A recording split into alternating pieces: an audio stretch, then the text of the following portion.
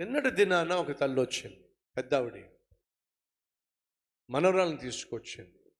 2 సంవత్సరాల మనవరాలు ఏడుస్తూ అంటుందండి, కూతుర్ను కూడా లెక్క చేయకుండా కూతుర్ను కూడా విడిచిపెట్టేసి వెళ్ళిపోయిందయ్యా.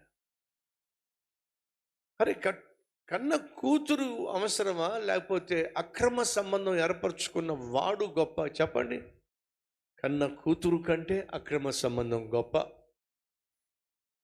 పోయిన 4 weeks బ్యాక్ అనుకుంటా చెప్పాను, 9 సంవత్సరాల పసిపిల్ల హఠాత్తుగా ఇంట్లో చచ్చిపోయి ఉంది. తల్లి ఏమో ఏడుపే ఏడుపు ఏడుపే ఏడుపు ఏడుపే ఏడుపు. ఎవరు చంపారు అంటే ఎవరికి తెలియదు. పోలీస్ కేసు అయ్యింది. ఆఖరికి తెలిసింది ఏమిటాయా అంటే తల్లే చంపేసింది. తల్లి చంపేసి మళ్ళీ ఏమెరగినట్టు ఏడుపే ఏడుపు. ఎందుకు చంపేసిందయ్యా అంటే భర్త ఇంట్లో లేనప్పుడు పరాయి పురుషుడు వచ్చి ఆమెతో పాపం చేస్తూ ఉంటే కూతురు చూసింది. చూసి నాన్న వచ్చిన తర్వాత చెప్తాను మమ్మీ నువ్వు చేస్తుందంతా అని చెప్పేసి అంది. అంతే, ఎక్కడ సాక్ష్యం ఇస్తుందో అని చెప్పేసి కూతురుని చంపడేసింది. అక్రమ సంబంధాన్ని కాపాడుకోవాలి, కన్న కూతుర్ని చంపేసుకోవాలి.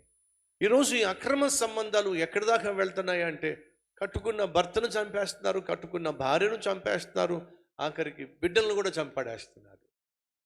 అంచె దినాల్లో పాపం పెట్టరేగిపోతుంది. అంచె దినాల్లో మనం ఉన్నాము అనేది వాస్తవం.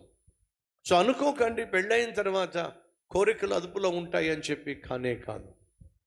మరికొంతమందికి ఏమనిపిస్తుందంటే పిల్లల్ని కనేస్తే ఇంకా పిల్లలు అచ్చట ముచ్చట తీర్చుకోవడంలో బిజీ అయిపోతాం, ఇక పాపం చేసే సమయం ఎక్కడుంది అనుకుంటారేమో. పిల్లల్ని కన్నా కూడా పాపంలో జీవించే వాళ్ళు ఈరోజు చాలామంది ఉన్నారు.